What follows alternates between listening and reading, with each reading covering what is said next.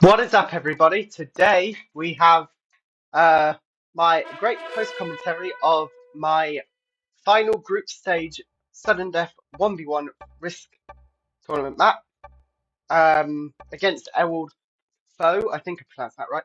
Ewald Pho. Um, Starting off with Brazil caps, manual placement, of course. I'm going second. Um, this is always a fun map. I think I choose that position because I have to make sure I don't move my mouse too much. I chose that position because I was thinking maybe I can take that as a cap spot. Um, I noticed that the ball was quite open, so there wasn't really any way of like taking a load of territory easily. Now, I somewhat forced that pick. Errol can break me, of course. Um, I don't mind which of the two territories I have in the middle. Looking back, I probably wanted the one on the left because um, that would be a lot more easy to use. It wouldn't block off where I'm thinking of capping at this point. I take that because it's a corner and just splits everything up. Not too shabby. So yeah, I've taken where I want to cap, but I may change this. I can't actually remember what I do because I'm post commentarying this a lot later than I played it. I had a weekend where I was home and it was a lot more difficult to try and stream or anything. So I ended up just recording the games, not doing commentary because it was loud and I couldn't sort out the audio in time. So I'm now doing post commentary for this, and there'll be I think the Assassin's game that I haven't posted yet that will be post commentary as well. So yeah, just finishing up these placements. I have sped this up to 1.5 times speed. Maybe 2 times speed would be good if you like that. I won't be doing that with my live commentary, which I'm hoping to do because that'll be a bit difficult. But yeah, sped it up a bit. Hopefully we're not taking too long. I take the bonus. I say, okay, you have to break me now. Maybe I make it more difficult with where I cap, but and at this point, yeah, where I'm capping, I think I'm pointing at that territory maybe because I'm thinking of capping there. I don't see why not. Maybe it was my next choice.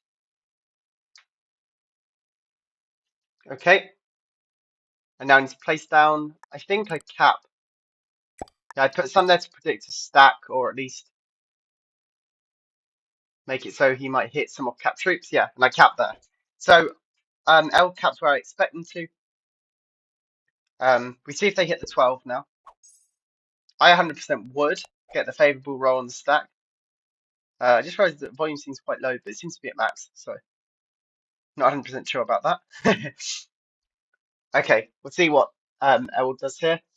I can't quite remember. I think just hits the stack. Yep. And loses 10 on the 12, which isn't a great roll. It's still a positive roll, but it's not the best roll. Hits these territories and takes that bonus.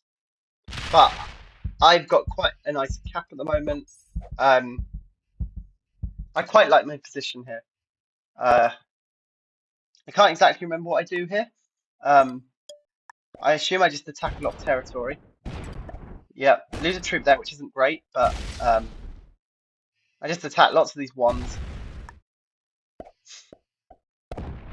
And I break that bonus. And I hit the 5 off cap troops and lose 2, so that's a good roll. And I take that bonus. Now my cap is fully locked, so but it's always going to be opened however you break the contents. So that's kind of why that's a good pick. I can lock my cap essentially and force someone to hit off cap or via the bottom. So they could attack via that bottom bonus, but either way, my cap's always open to his cap, and therefore I can hopefully get a good roll on it if need be. So you know me, I love a good old cheeky manual roll. Okay, so I do hold 11 territories. Elder's very good at knocking me one below what's necessary. I think I remember keeping a stack at the top to counteract that 5 stack that Ewald has, but I can't remember. I think that's what I do. I had some there, I had some to the top. No? Oh, I just put one up there. Okay, I do a 3v1 because I play risky like that. And then I attack down there. Do another 3v1, fail it, of course, but that's not too bad. And move everything back to cap. So no, I don't counteract that stack at the top.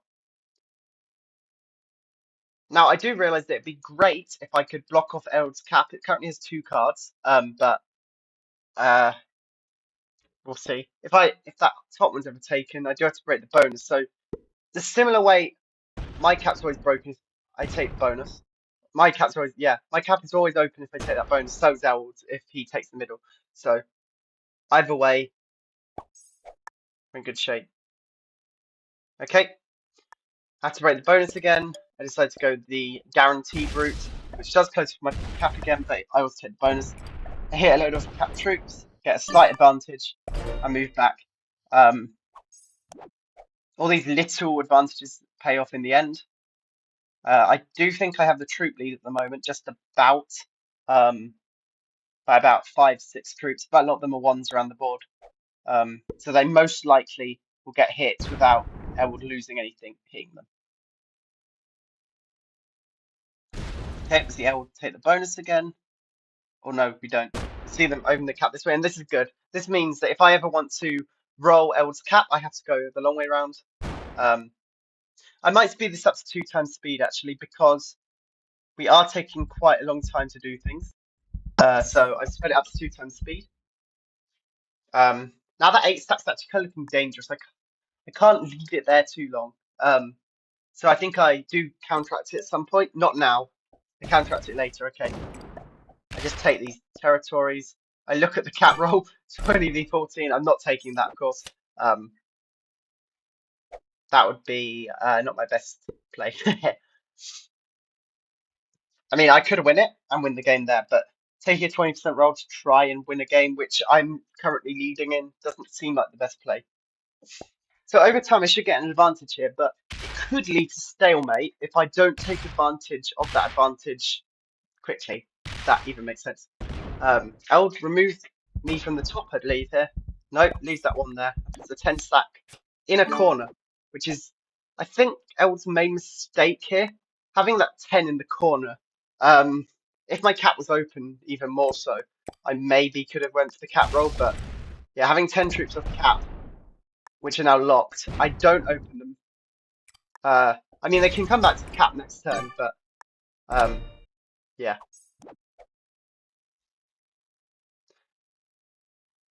Okay. Now we see Ewald break, I think, up there. Yep. Does Ewald break the bonuses? I think so. Yeah, breaks that.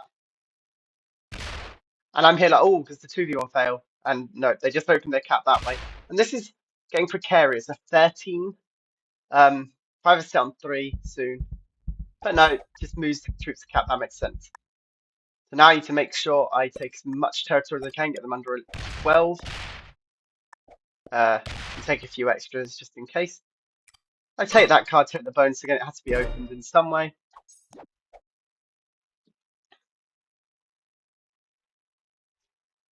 And yeah, Ewald, I think, tries to remove me from the top.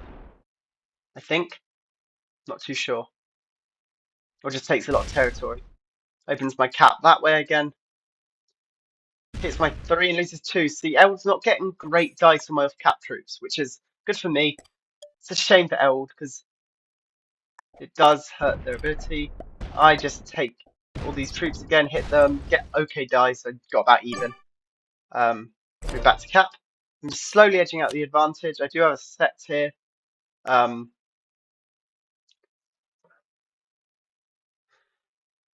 But having to force Ewald to break those 2 bonuses every time, Ewald hasn't tried that with me at all. But taking that middle bonus is kind of like the only one that was possible. And then I break from the top. Okay, I'm removed from the top now. But I will have a set turn, so 23 cap. Nope, moves out. Tries to hold the top, I think. Yeah, so I have to be very careful that Ewald does have that top bonus, so I can't forget that. I hit those off-cap troops. I get at least 2. It's not the greatest.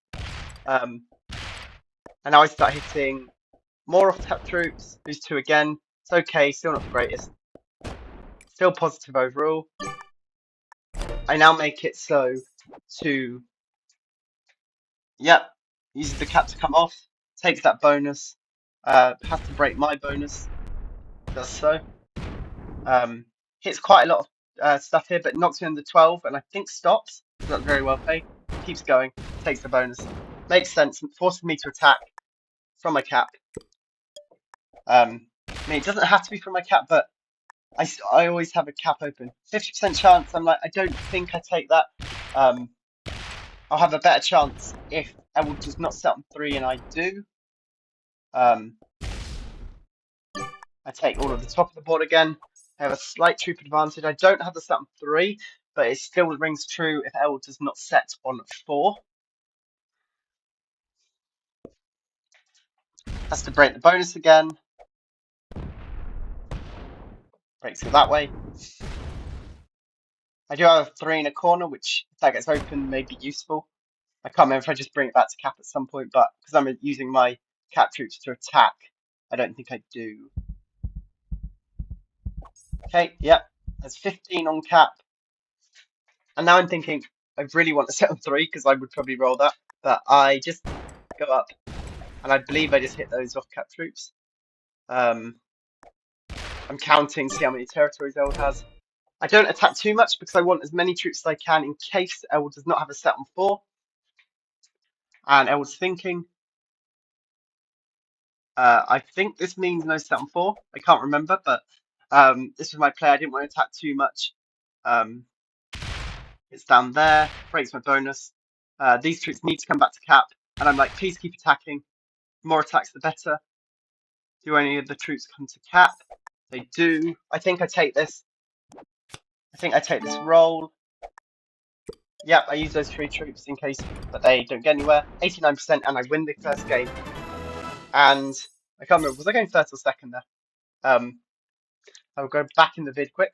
I was going second, so I go up 2 points. And we'll go into the next game. We go into our next game. It is manual caps on Simple World this time. Simple World's one of those maps that I can never usually figure out.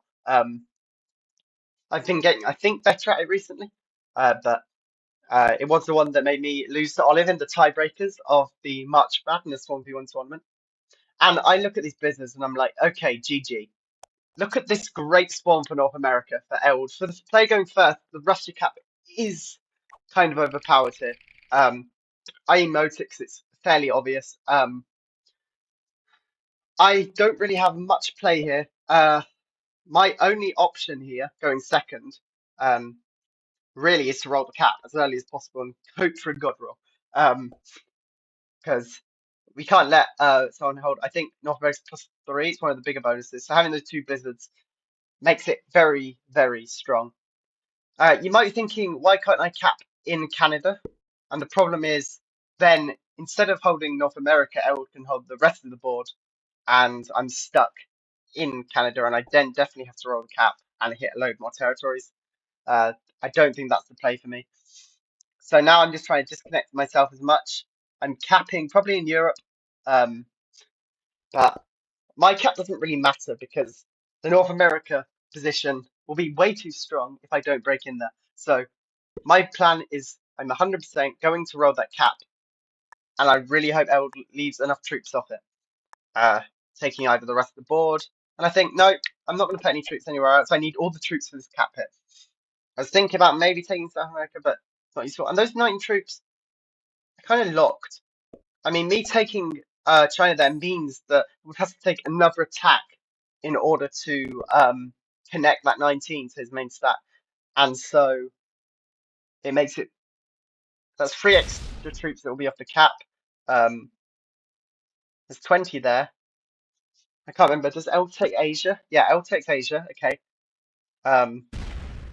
It's now 17. All the troops come back, I think. Okay, not all troops come back. We look at the roll. It's 44 everything. I lose a decent amount, but I take that cap. And most importantly, I take the 48% chance, I think. And I have that cap now. I leave Ewald with South America, but now I have the great cap now. And Ewald rolls it down, takes the cap.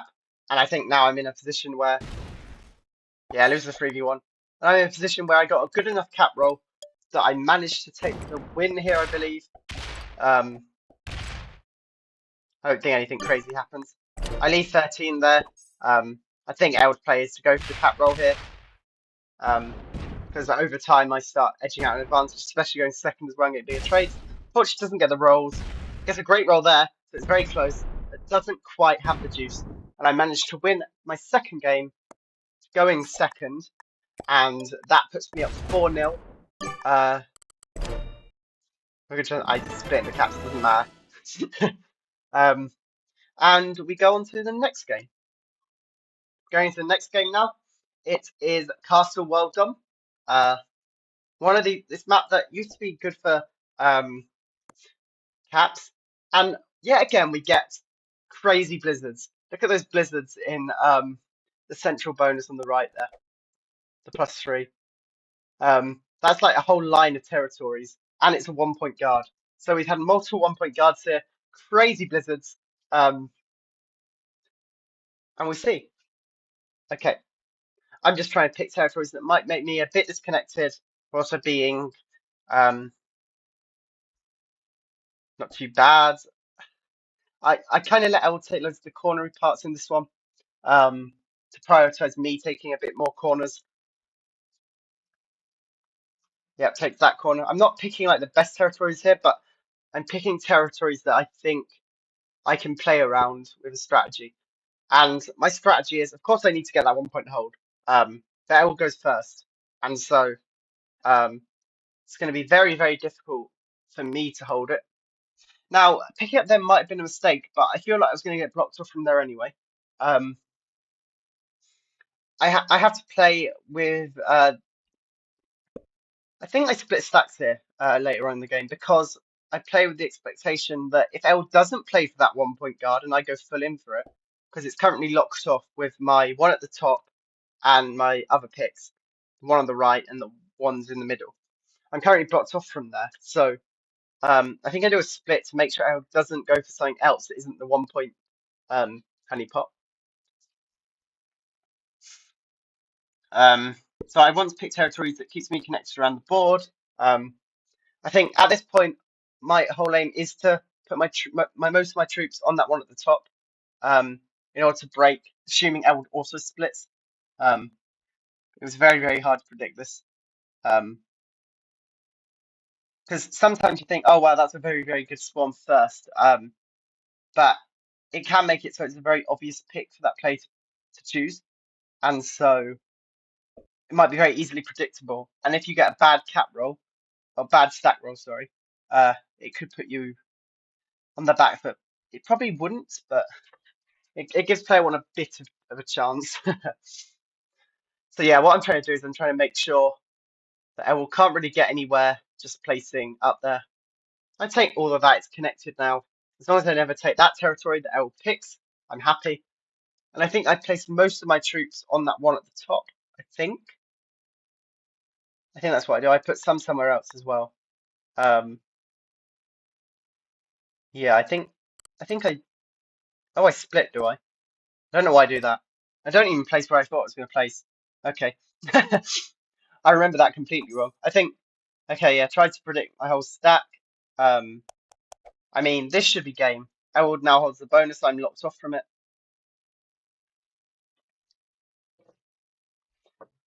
And so, see, Ewald probably hit that 11 and take other bonuses as well. Didn't get the great roll on the 11. Lost more troops than you'd expect. And is losing a few on every one. I'm disconnected from that side of the map. I now have to go for some sort of god roll to break through if I want to do it. It will be a 60-10, I think, in the end. I can't remember if I go for that or not. I don't. I hit some troops down here.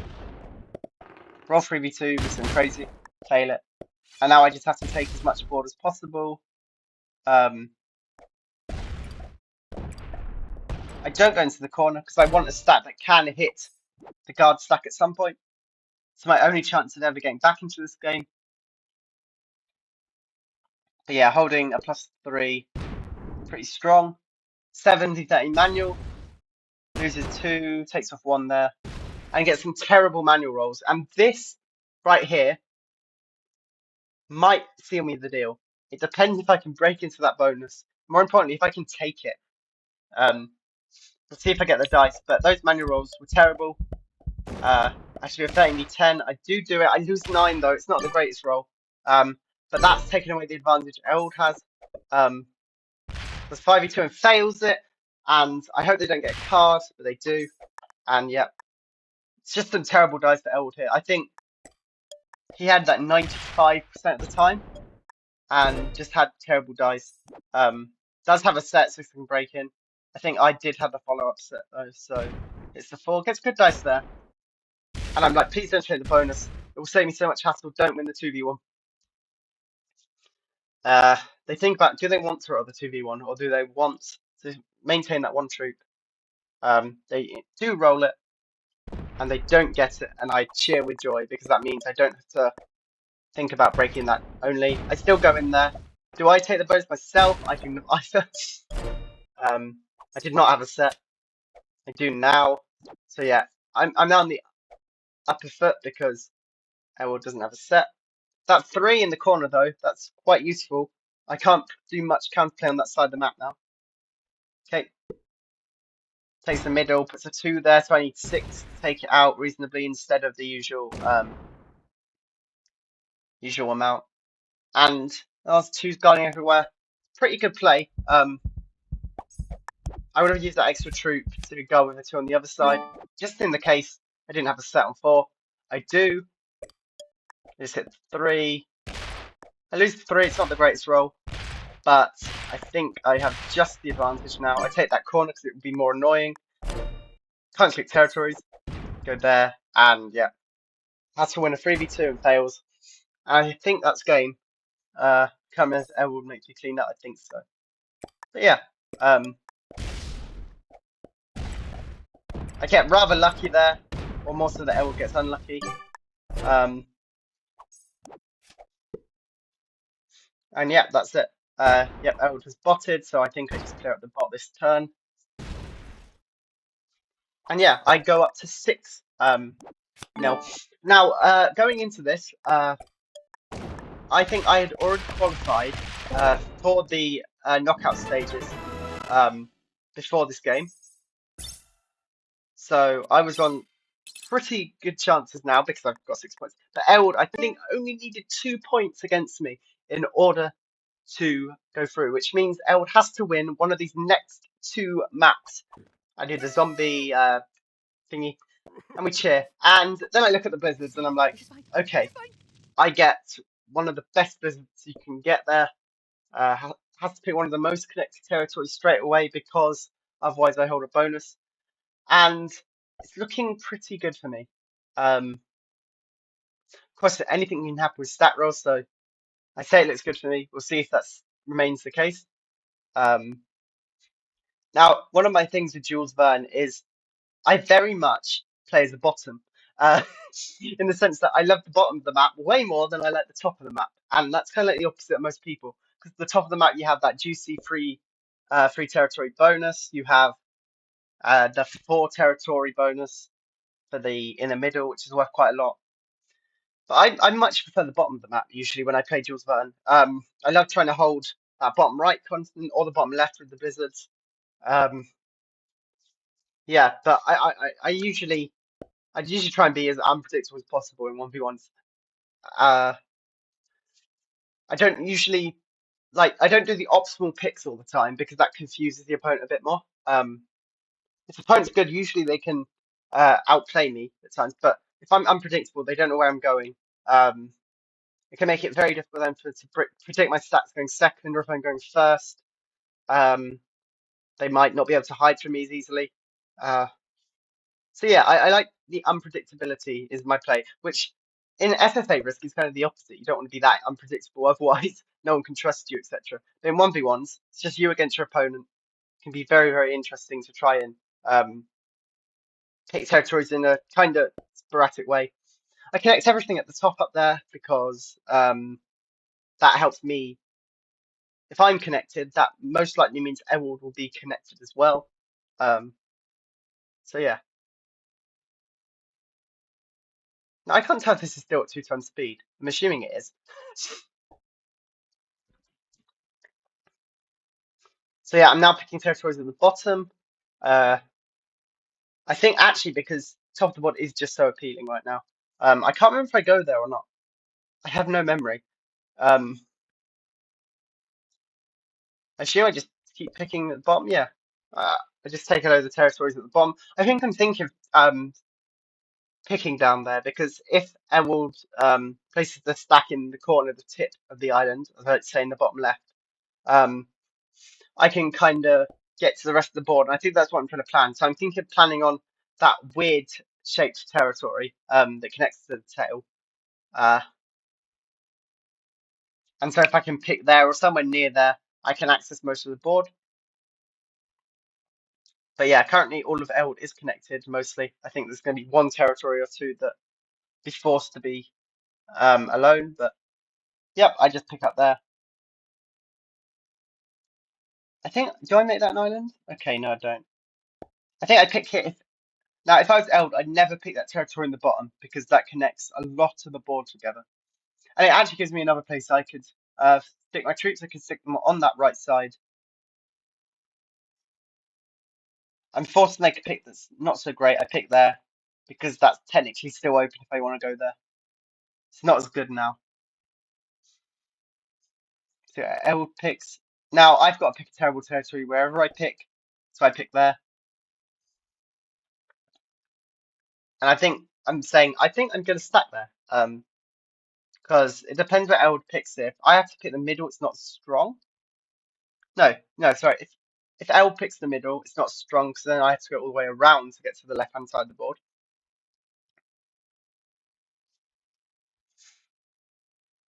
See Eld thinking a bit because these are two very big territories in the center. And forced me to pick there, which is kind of where I wanted to be. And I think I stack there. I don't think I do anything crazy. I think I just stack on that territory. I can hit all of the board. Eld is in one line apart from that one territory in the top. Now, of course, I could predict. I could say Eld might go there, but yeah, it's. Oh, I go up there. Okay, and I don't predict Eld. Eld's in that corner over there, so I'm not in the greatest position here. Now, I don't want to open that 22 to get all the way up there, but then I realise I kind of have to if I want to attack. So I then attack as much as I can. I take as much of the board as possible. And here I'm thinking I'm probably going to lose this. But I have a 10 stack ready to come back. Eld can't hit that without going through a load of territories to get to it. And also has to break all the bonuses. Gets okay rolls, loses one there. Great. Because here it comes down to how many do you lose on ones. That's kind of like the whole decider. I've made it so player 2 has about a 50% chance of doing it. 12v10, and Eld's dice give up on him again, and loses that roll. Now I just have to make sure I break the one bonus. I even take it and fail that 3v1, which is slightly annoying, but I think I now have the lead in territories. But yeah, losing that roll was terrible again. Ewald hasn't had the greatest luck, dice luck here, unfortunately. So it'll be a bit of to and fro here in order to take the continent. I mean, yeah, roll the two. I wouldn't here. Oh no, I would because I'm on 24. So yeah, that makes sense. Tries to knock me under in territory. Unfortunately, I just have too much already. I now hold. I rolled that to try and take the bonus. I don't get it, but yeah, here it's starting to look pretty dire. And I think Ewald gives up here. Yep, Ewald has botted. And I think I clear at the bot. Anyway, I might. Oh, I even. Oh no, I don't put them in the wrong place. Yeah, just I quickly clear at the bot, and that puts me at 7-0. So I'm at a 7-0 lead, and Ewald has to win this last game in order to stay in the competition. So this is less about my journey and more about Ewald's here. Will Ewald be able to make it to the knockout stages? Qing Dynasty. Ewald needs to win this in order to make it through. And we'll see how it goes. So, of course, I have to go first. Ewald goes second. Qing Dynasty has been one of my worst maps. I don't understand it half the time. I feel like I pick all the territories and then still end up connecting myself everywhere, or doing badly, but I don't often go first. And I was always going second before, and I'm like, maybe it's just a very first heavy map. So I start picking as many disconnected territories as possible. I know that these islands, of course, are very disconnected, so I pick one of them.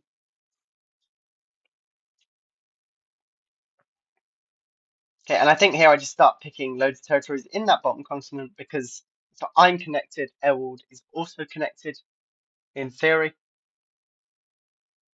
So I just keep taking territories of that bonus. And Ewald does stop me from taking the bonus, which is well played. But based on how Ewald's playing, he's clearly skilled at 1v1, so just a bit unlucky. And so I wouldn't expect to be holding a bonus anyway. I pick at the top. And at this point, I'm feeling quite good about my choices. I mean, I probably would have taken that Mongolia territory. But yeah, I'm just picking a lot of territories in that bottom. Oh, here I click Mongolia. Okay. I think that's Inner Mongolia. I can't actually remember the territory names. Okay. I see Ewald is taking territories of that centre bonus. But it's all in kind of like a connecting line at the moment. Has that massive pocket land there, but then there are pockets at the top.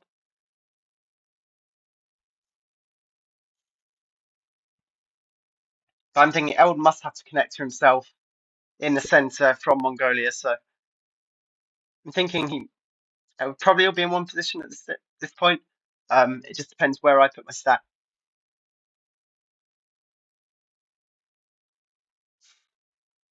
And so I'm thinking, where is Ewald going to place the stack at this point?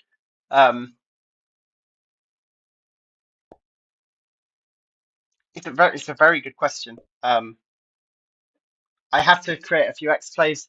I have to predict basically one of three.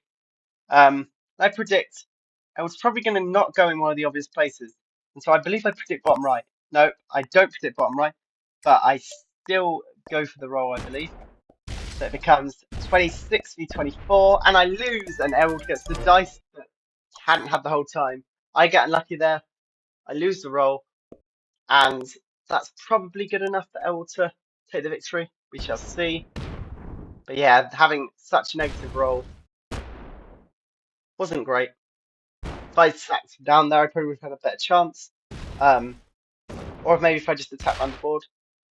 Yep, takes all the territories, does hold a bonus, so I have to break that. At this point, I'm always having to break a bonus. I can't take any for myself for any sort of counterplay. I do try to do the 4 and then the 2, and I get bad dice. It was a lot. It was a tough shot anyway. And Ewald, I think, clinched out the victory here. And I'm very happy that Ewald made it to the next round.